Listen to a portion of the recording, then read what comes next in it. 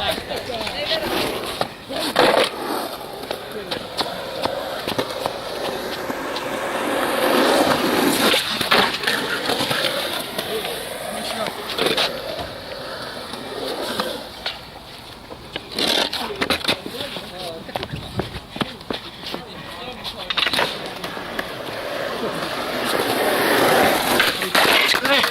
oli hyvä!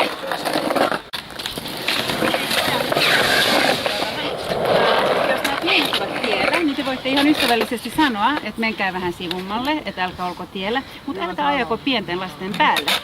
Tämä on 5-vuotias tyttö. Ei ajeta pienten lasten päälle. Ei ollut tarkoitus. No miksi ette pysähtyneet katsomaan, että mitä tapahtui? Oli aika kova vauhti päällä. Joo, ja eikö silloin voisi niinku sit pysähtyä ja katsoa, että miten kävi? Ei mennä suoraan pienten lasten päälle. Anteeksi? Kävikö jotain? Oikeastaan ei ole niin väliä, missä kunnossa hän on, mutta hän kaatui. Juu. Onneksi ei tapahtunut mitään ja mä ymmärrän, jos hän oli tiellä, mutta hänelle voi sanoa, että hei, mene pois, että sä oot tiellä. Että ei vaan ajeta päälle. Okei, kiitos. Sallittu vain skeittauksen ja mopoille.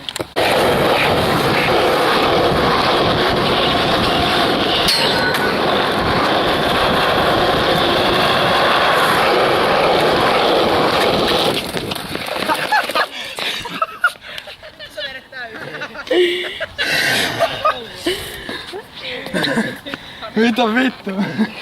Mulla on tuo etujalka maahan.